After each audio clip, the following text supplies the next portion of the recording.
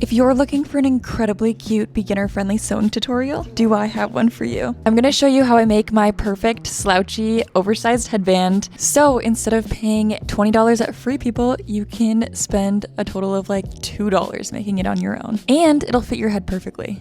So starting with the fabric, the most important thing is that you choose a fabric that is stretchy and comfortable. Now you can thrift this, you can find it at a fabric shop. I did go to a fabric shop and got some just very cheap jersey knit fabrics, which definitely is my preferred fabric for making headbands. If you do opt for less of a stretchy fabric, just make sure you're giving yourself enough give when you are taking your measurements that it's comfortable. And for the thread, I recommend using polyester just because it allows for a little bit more stretch than cotton would. And if you can, I would try to also match the thread as close as you can to the fabric because we will do a little bit of top stitching. Now there's two ways to go about figuring out how long you want your headband to be, and you can do that by actually taking your measurements or just going off of vibes. To find the true circumference, just put it around where you would like your headband to sit. For me, that was 22 inches around. The other way to measure, which makes way more sense, especially when you have differing stretchy fabrics, is just wrapping the actual fabric around your head and noting where the two pieces touch at the top. So for both of my measurements, the actual measurement and then the headband measurement, honestly, they were only 1 inch apart, so you can't go wrong going either direction.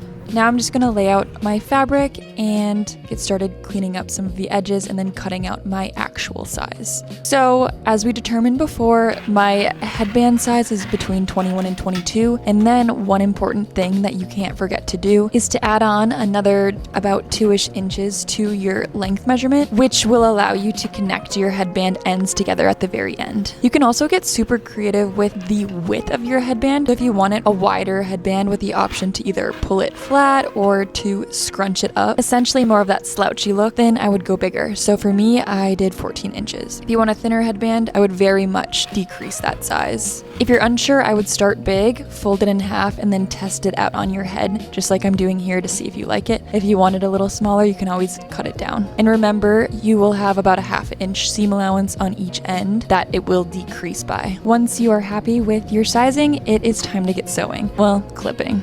Lay your rectangle down and we're gonna fold it in half, hot dog style if you will. If there is a specific side that is what you want on the outside of your headband, make sure that's on the inside of the fold. So where we're putting our stitch is the part that's going to be covered up because it'll be a raw edge. Once we have that all clipped up, we are going to stitch that side. And here's a super important part. You wanna leave at least 1 inch to maybe 2 inches unsewed at each end. Again, those will be the little notches that will help us close up the headband at the very end.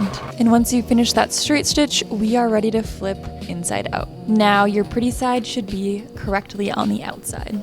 Now take your headband and lay it so that the seam in the middle is facing down on the table. Now you're gonna almost make it do a back bend so that you can touch the notches from either side to each other. It sounds complicated, but if you watch the video, I promise it's not. Clip those ends together from side to side, and again, you will take it to your sewing machine and put a straight stitch.